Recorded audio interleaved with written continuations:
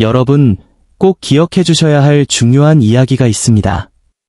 요즘 건강관리라는 이름으로 널리 알려진 조언 중 하나가 바로 저녁 식사는 배가 70%만 차도록 먹으라는 것입니다. 처음 들으면 꽤 그럴듯하게 느껴지죠. 특히 50대 중반을 넘기신 분들은 이 말을 거의 절대적인 규칙처럼 여기십니다. 배에서 꼬르륵 소리가 나도 이를 악물고 참아내시죠. 이것이 건강을 지키는 길이라고 믿기 때문입니다. 하지만 제가 진료 현장에서 직접 수없이 목격한 바에 따르면 그 결과는 예상보다 훨씬 심각합니다. 중증질환, 악성종양, 심지어 생명을 위협하는 병들 가운데 상당수가 바로 이런 잘못된 건강상식에서 비롯된 경우였습니다. 매일 저녁을 70%만 먹으며 10년 넘게 실천한 분들의 몸은 점점 차가워지고 손발은 얼음장처럼 냉해졌으며 결국 병원을 찾았을 때는 이미 큰 병이 자리 잡고 있는 경우가 많았습니다. 왜 이런 일이 생길까요?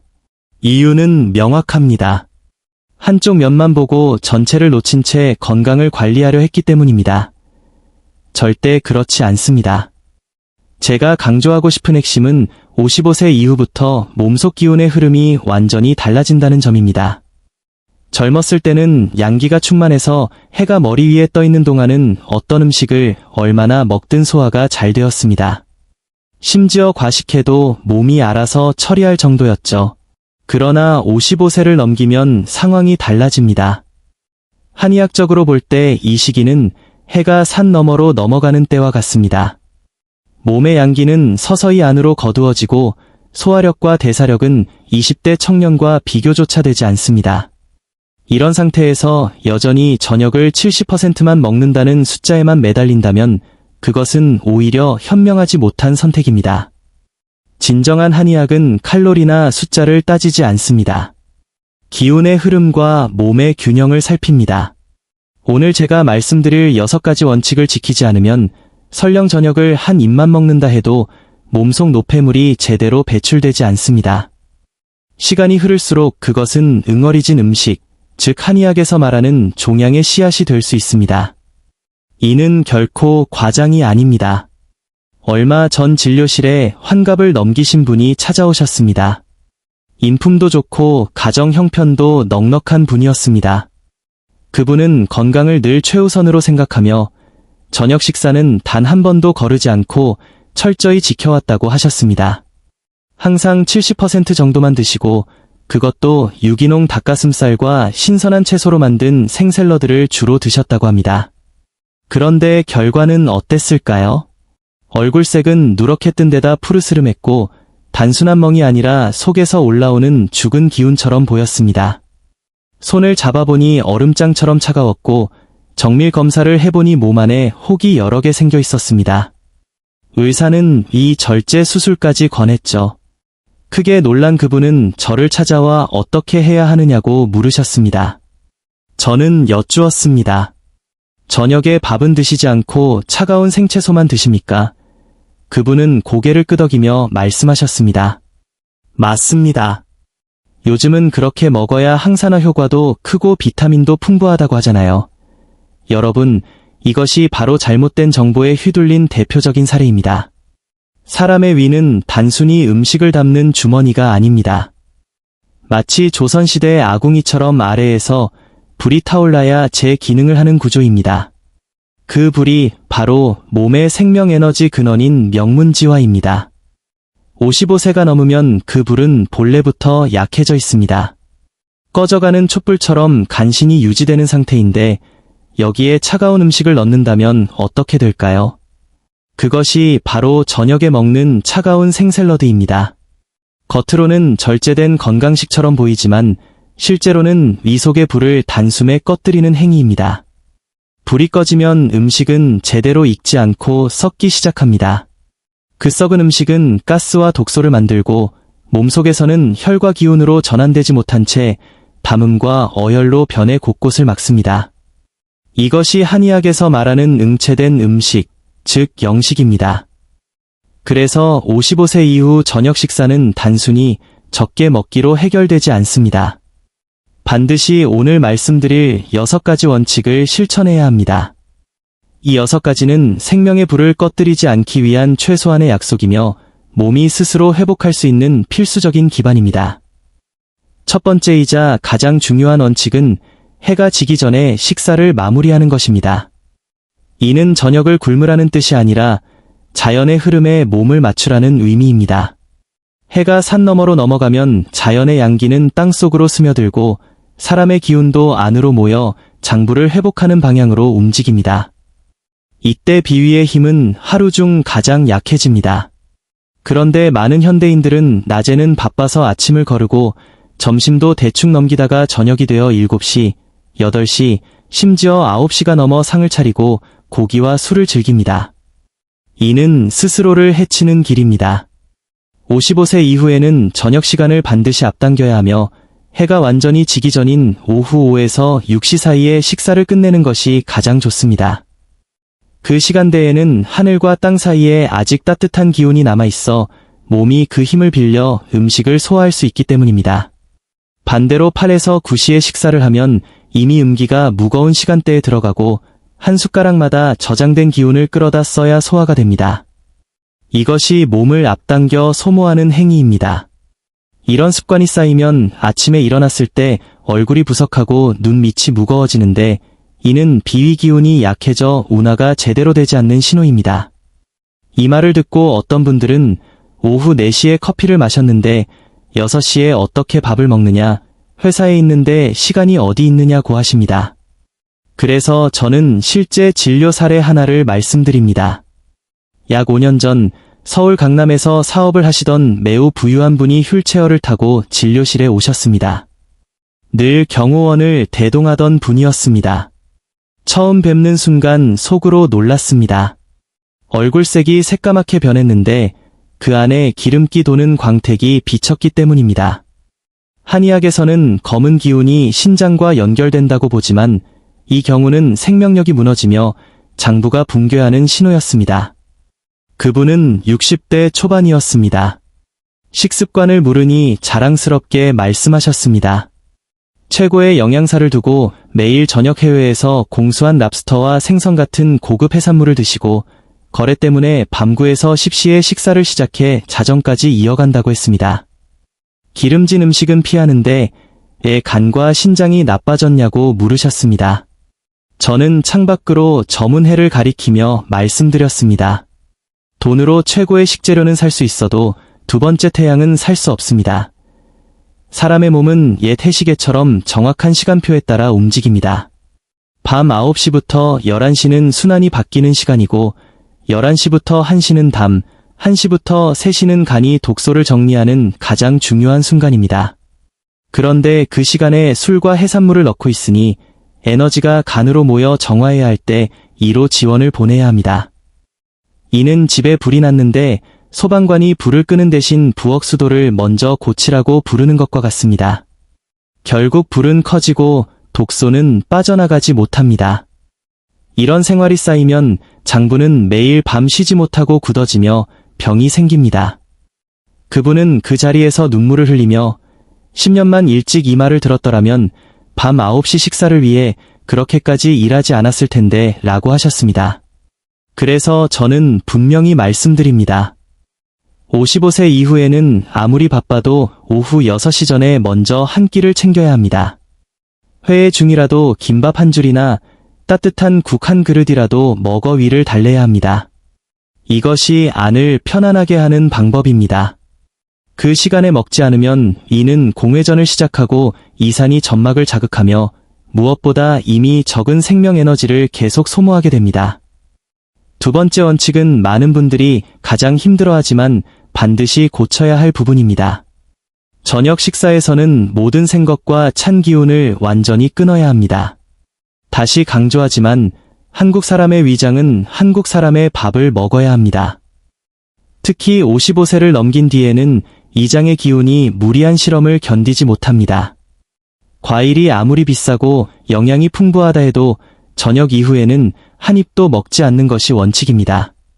흔히 과일이 건강에 좋다고 하지만 그것은 하루 종일 고기를 먹고 체질이 뜨거운 서양인을 기준으로 한 이야기일 뿐입니다. 우리 중장년층의 몸은 대체로 차고 습한 쪽으로 기울어 있고 저녁 무렵 소화의 불길 자체가 약해져 있습니다. 이때 사과 한 조각, 수박 한 입을 먹는 것은 겨울에 찬물을 들이붓는 것과 다르지 않습니다.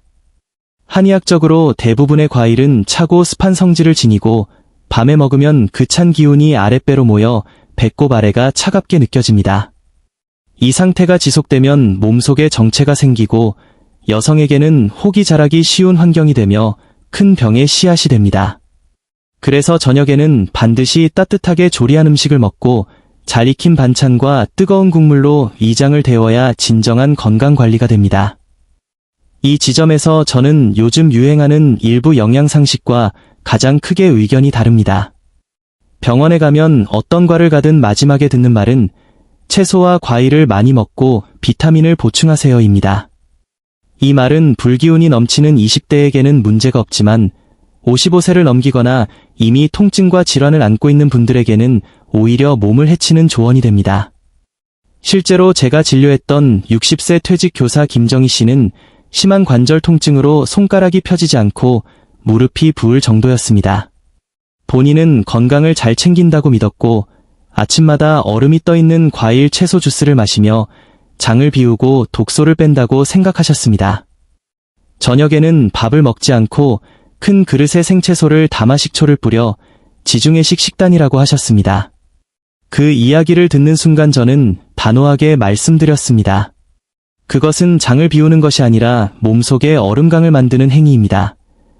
몸이 영양을 흡수하려면 먼저 그것을 에너지로 바꾸는 과정이 필요한데 그 과정에는 반드시 열이 필요합니다. 차가운 주스가 아무리 영양이 많아도 위에 들어오는 순간 몸은 신장의 불기운을 끌어다 써야 합니다. 불씨가 얼마 남지 않은 상태에서 매일 차가운 음료와 샐러드를 먹는 것은 스스로 생명의 연료를 태워 없애는 일입니다. 그렇게 데워지지 않은 찬 기운은 관절로 가면 관절염이 되고 아랫배로 모이면 혹이 되며 피부로 가면 습진과 가려움으로 나타납니다. 저는 그분에게 집에 있는 과일과 착즙기를 모두 치우라고 권했습니다. 대신 아침에는 생강과 대추를 넣은 따뜻한 차를 마시고 저녁에는 푹 익힌 찜이나 탕을 먹으며 후추나 산초 같은 따뜻한 향신료를 조금 더하라고 조언했습니다. 석 달 뒤 다시 뵈었을 때 그분은 주먹을 쥘 수 있었고 무릎 부기도 가라앉았으며 창백하던 얼굴에 혈색이 돌아와 있었습니다. 과일을 끊었더니 오히려 몸이 살아났다는 말씀에 많은 분들이 놀라시지만 이는 과일이 나빠서가 아니라 55세 이후 몸의 균형이 달라졌기 때문입니다. 이 시기에는 모든 선택이 몸속 불기운을 살리는 방향으로 해야 합니다. 채소를 꼭 먹고 싶다면 반드시 푹 익혀 부드럽게 드세요. 비타민이 줄어든다고 걱정하는 분들에게 묻고 싶습니다. 눈에 보이지 않는 영양소 하나와 몸을 움직이게 하는 생명의 불씨, 어느 쪽이 더 중요한가요? 불을 거친 음식에는 따뜻한 기운이 깃들고 그 기운이 순환을 돕습니다. 반대로 차갑고 센 것은 그것을 이겨내기 위해 더 많은 원기를 요구합니다. 세 번째 원칙은 많은 분들의 통념을 뒤바꾸는 내용일 수 있습니다. 저녁 식사에는 고기보다 따뜻한 흰쌀밥을 중심으로 하는 것이 훨씬 더 중요합니다. 요즘 당뇨 전문가나 다이어트 전문가들은 밥을 먹지 말라고 하지만 중장년층에게는 오히려 독이 될 수 있습니다. 흰쌀밥은 하늘과 땅 사이에서 가장 순하고 온화한 기운을 담은 음식입니다. 쌀은 씨앗이며 그 안에 생명의 기운이 농축되어 있습니다. 55세 이후 기혈이 약해진 분들에게는 정제된 곡물을 통해 기운을 보충하는 것이 필수인데 고기만 먹고 밥을 피하는 것은 완전히 잘못된 방향입니다. 고기는 분명 보충 기능이 있지만 매우 무겁고 소화가 오래 걸립니다. 특히 저녁에 고기를 많이 먹으면 이 속에서 소화되지 않은 채 너댓 시간 이상 머무릅니다. 오후 6시에 먹고 밤 10시에 잠자리에 들어도 위는 여전히 일을 하고 있습니다. 간으로 돌아가 회복해야 할 시간에 이장만 계속 일하니 꿈을 많이 꾸고 자주깨 깊은 잠을 이루지 못합니다. 반면 따뜻하게 지은 밥 한 공기나 푹 끓인 죽은 20분이면 진액으로 전환되어 몸에 스며듭니다. 진액이 충분해야 혈관이 부드러워지고 피부에 윤기가 돌며 전신에 생기가 돕니다. 밥을 안 먹고 채소만 먹는 분들의 얼굴은 윤기가 없고 늘 마른 비디입니다. 요즘 저탄고지나 생식 위주 식단이 유행인데 많은 중장년층이 체중 감량이나 혈당 조절을 위해 밥을 끊고 고기, 기름, 견과류만 먹고 있습니다. 하지만 저는 임상에서 이런 방식으로 심장과 신장 기능이 떨어진 사례를 수없이 보았습니다. 황제내경에는 오곡은 양육, 오관은 보조, 오축은 도움, 채움이라 하여 곡식을 가장 으뜸으로 두었습니다. 쌀, 보리 같은 곡물은 봄에 싹트고 여름에 자라 가을에 결실하니 하늘과 땅의 기운을 가장 온전하게 품고 있습니다. 쌀 한 토를 먹는 것은 우주의 기운을 흡수하는 것입니다. 반면 고기는 혈육에서 나옴으로 힘은 있지만 탁한 기운을 함께 지닙니다. 지나치게 먹으면 체내 찌꺼기가 쌓여 한의학에서는 탁기라 부릅니다. 55세 이후 비위는 예전 같지 않습니다. 예를 들어 당뇨병 환자 한 분은 밥을 끊으면 혈당이 떨어진다는 민간요법을 따르다 반년 만에 뼈만 남고 쇠약해졌으며 케톤증까지 겪었습니다. 저는 즉시 밥을 다시 먹되 잘 씹어 물처럼 만든 뒤 삼키고 한약으로 진액을 보충하도록 했습니다. 그 결과 혈색과 체중이 회복되고 혈당도 안정되었습니다. 밥은 담백한 기운을 가지며 그 단맛은 비위에 직접 작용합니다. 비위가 튼튼해야 혈당을 근육으로 보내 사용할 수 있고 그렇지 않으면 혈관에 쌓여 문제를 일으킵니다. 밥을 끊으면 비위가 영양을 받지 못해 쇠약해지고 혈당 조절이 안 되는 악순환이 됩니다. 또한 저녁에 고기를 많이 먹는 습관은 식복이라는 위험을 불러옵니다. 식복이란 회복 중이던 몸이 갑자기 악화되는 현상으로 특히 고기 섭취 후 병이 더 심해지는 경우입니다. 50대 이상 대부분은 고혈압이나 심장질환이 있는데 이런 분들이 저녁에 기름진 고기를 먹으면 피가 끈적해지고 심장 부담이 급격히 늘어 자정 무렵 심근경색이나 뇌경색으로 쓰러지는 경우가 많습니다. 그래서 55세 이후 식사는 점심에 무게를 두고 저녁에는 부드럽고 따뜻한 밥이나 죽을 권합니다. 조죽, 백미죽 모두 좋으며 윗부분에 뜬 미끈한 미집은 인삼보다 낫다고 전해집니다. 그것은 위 점막을 부드럽게 감싸고 진액을 자연스럽게 보충해줍니다. 반찬은 장아찌, 데친 채소, 두부처럼 소화에 부담 없는 것으로 충분합니다. 저녁은 몸을 쉬게 하는 시간이어야지 장기를 혹사시키는 시간이 되어서는 안 됩니다. 고기를 꼭 먹고 싶다면 양기가 가장 강한 정오 무렵에 먹고 저녁은 위장과 몸 전체가 스스로 회복할 수 있도록 비워두는 것이 진정한 지혜입니다.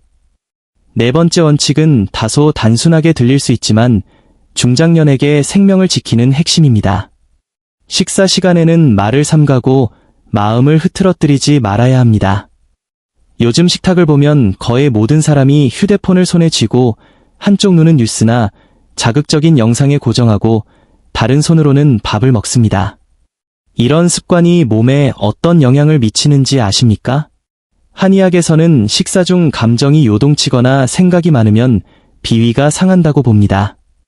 머리가 복잡하거나 분노, 불안으로 감정이 흔들리면 온몸의 기혈이 뇌로 몰립니다. 이때 비위는 에너지가 고갈되어 음식을 받아도 소화하고 흡수할 힘이 없습니다. 즉 먹어도 제대로 소화되지 않습니다. 제가 진료했던 40대 후반 대기업 임원 한 분은 이축성 이염과 역류성 식도염을 동시에 앓고 있었습니다. 약을 밥보다 더 많이 먹어도 낫지 않는다며 불평하셨습니다. 생활습관을 물으니 저녁 식사 시간은 항상 화상회의이거나 재무제표를 보거나 투자 뉴스를 챙기는 시간이었습니다. 그는 이것을 시간 효율이라고 믿었지만 저는 단호하게 말씀드렸습니다. 그것은 시간을 절약하는 것이 아니라 생명을 갉아먹는 행위입니다. 머릿속이 전쟁터처럼 돌아가고 간에서 올라온 기운이 비위를 억누르며 소화를 방해하고 있었습니다. 위장이 일할 수 없는 상황에서 억지로 음식을 넣으니 병이 낫지 않는 것입니다. 그래서 간단한 실험을 제안했습니다. 아무리 바빠도 저녁 식사만큼은 휴대폰을 서랍에 넣고 TV를 끄고 오직 밥그릇과 마주하라고 했습니다. 한 입 넣고 30번 이상 꼭꼭 씹으며 입안에서 부드럽게 녹아 액체처럼 변하는 과정을 느껴보라고 했습니다. 반달 후 다시 뵈었을 때 그분은 놀라운 고백을 하셨습니다.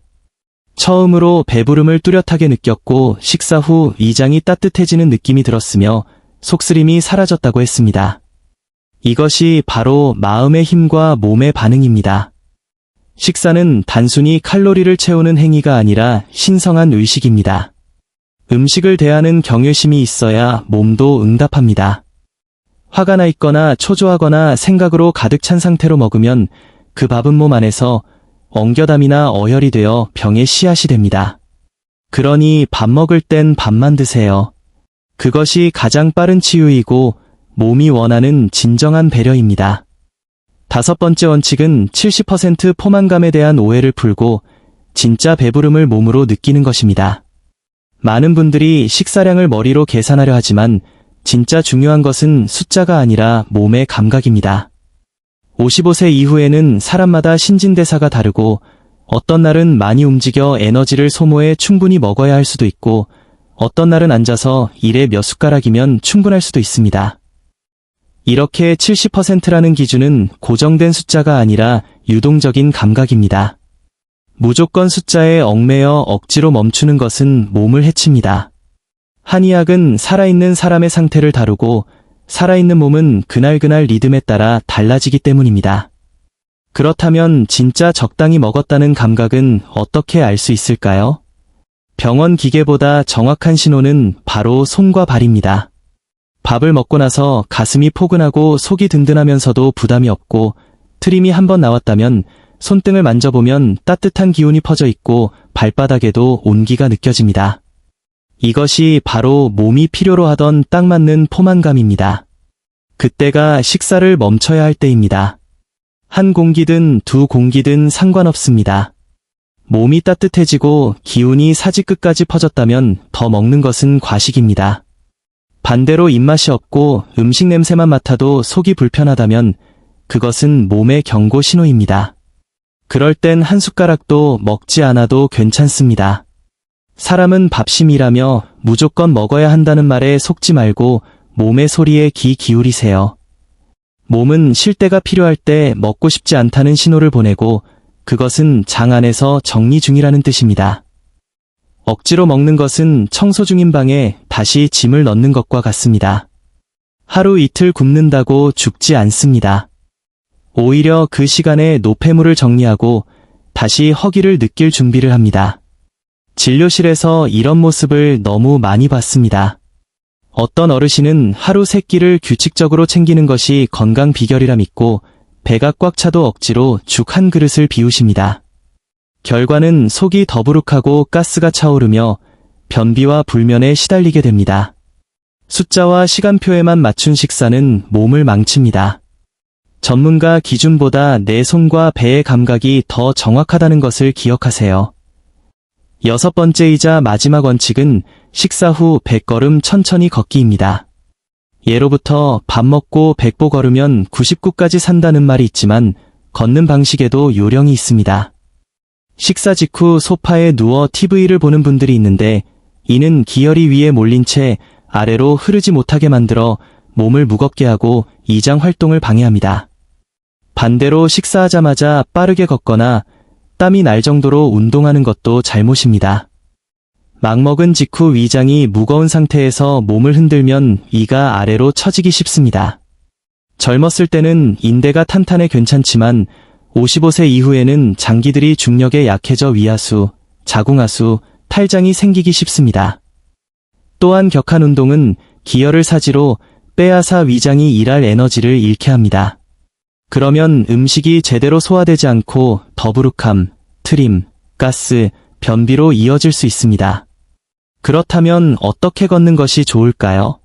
제가 추천하는 방식은 도둑처럼 걷기입니다. 발소리 하나 없이 조심스럽고 가볍게 걷는다는 뜻입니다. 먼저 식사 후 바로 움직이지 말고 10분 정도 조용히 앉아 눈을 감고 숨을 고릅니다. 그 시간에 기혈이 소화기관에 모여 이장이 본격적으로 움직일 준비를 합니다. 그 후 천천히 일어나 집 안이나 마당에서 가볍게 걷습니다. 속도는 구름을 따라가듯 느릿느릿, 흐느적거리듯 해야 합니다. 이때 한 손으로 배를 시계 방향으로 부드럽게 문지릅니다. 이것을 운기라고 하며 손의 따뜻함과 회전 운동이 위장과 장의 움직임을 돕습니다. 시계 방향인 이유는 우리 장기가 그 방향으로 움직이기 때문입니다. 흐름을 따라 도와주면 음식물 이동과 기운 순환이 원활해집니다. 이렇게 조용히 20에서 30분 정도 걷다 보면 온몸이 은은하게 따뜻해지고 소화기관이 편안해집니다. 단, 절대 땀이 날 정도로 걷지 마세요. 땀은 기운을 밖으로 내보내는 행위라 노년에는 오히려 몸을 허하게 합니다. 걷는 중에 뱃속에서 꼬르륵 소리가 나거나 방귀가 나온다면 좋은 신호입니다. 기가 통하고 음식이 제대로 소화되고 있다는 증거입니다. 그 시점이 오늘 식사가 가장 이상적으로 흡수되고 찌꺼기까지 정리되고 있다는 순간입니다. 그 후 양치와 세면을 마치고 잠자리에 들면 그날 밤 수면은 깊고 편안할 것입니다. 여러분, 지금까지 말씀드린 6가지 원칙은 결국 2글자로 요약됩니다. 바로 수능입니다. 나에 맞게, 계절에 맞게, 몸의 흐름에 맞게 살아야 한다는 뜻입니다. 55세는 결코 인생의 끝이 아닙니다. 하지만 분명한 전환점입니다. 젊었을 때는 밤을 새워도 매운 것을 마구 먹어도 몸이 알아서 회복해 주었습니다. 하지만 이제는 다릅니다. 55세가 넘은 몸은 50년 이상 달려온 자동차와 같습니다. 부품은 낡고 엔진도 예전 같지 않습니다. 이제는 조심히 몰고 자주 점검하며 아껴 써야 할 때입니다. 그래서 더 이상 칼로리, 단백질, 비율 같은 죽은 숫자에 매달리지 마세요. 중요한 것은 살아있는 몸의 신호입니다. 손발이 차가워졌다면 몸이 말합니다. 나 추워요. 덮어주세요. 위장이 막히고 소화가 안 된다면 나 지쳤어요. 가볍고 소화 잘 되는 것을 주세요. 이런 속삭임을 들을 줄 아는 사람이 진짜 건강한 사람입니다. 식사는 단순히 배를 채우는 행위가 아닙니다. 몸을 다독이고 생명을 기르는 가장 깊은 수양의 시간입니다. 오늘 말씀드린 6가지를 지키기만 해도 비싼 보약 없이도 몸 안에서 최고의 명약이 만들어집니다. 비위가 편안해지면 기운이 돌고 기혈이 풍부해지면 면역력이 자연히 올라갑니다. 그러면 고혈압, 당뇨 같은 병도 멀어집니다. 저는 간절히 바랍니다. 여러분이 병원 침대에 누워 수많은 관을 꽂은 채 이 말을 떠올리는 일이 없기를. 그때는 아무리 훌륭한 의술도 소용없습니다. 오늘 저녁부터 단 한 가지만이라도 바꿔보세요. 차가운 과일을 뜨거운 국물로, TV를 끄고 가족과 따뜻한 대화로, 생샐러드를 갓 지은 따뜻한 밥 한 공기로 바꿔보세요. 한 달만 꾸준히 해보면 어느 날 아침 거울 속 얼굴, 혀색, 눈빛이 달라진 것을 발견할 것입니다. 그것이 몸이 살아났다는 증거입니다. 이것이 한의학의 지혜이자 진짜 건강의 길입니다. 이해되셨나요? 오늘 이야기는 여기서 마치겠습니다. 만약 이 이야기가 여러분 마음에 작은 울림이라도 주었다면 댓글에 수능자연 4글자를 남겨주세요. 그리고 주변에 여전히 저녁 생샐러드만 고집하거나 지나친 규칙에 얽매인 분이 있다면 이 영상을 꼭 공유해주세요. 여러분의 작은 공유가 누군가의 생명을 지킬 수 있습니다. 그것은 저를 돕는 일이기도 하고 결국 여러분 자신의 몸을 돕는 일이기도 합니다. 의술은 사람을 살릴 수 있지만 스스로 변화할 의지가 없는 사람은 구할 수 없습니다. 오늘 이 영상을 보시는 여러분 모두가 변화할 수 있는 사람, 몸의 목소리를 들을 줄 아는 사람이 되시기를 진심으로 바랍니다. 비위를 살피는 것은 곧 생명을 살피는 것이며 그것이야말로 삶을 지키는 지름길입니다.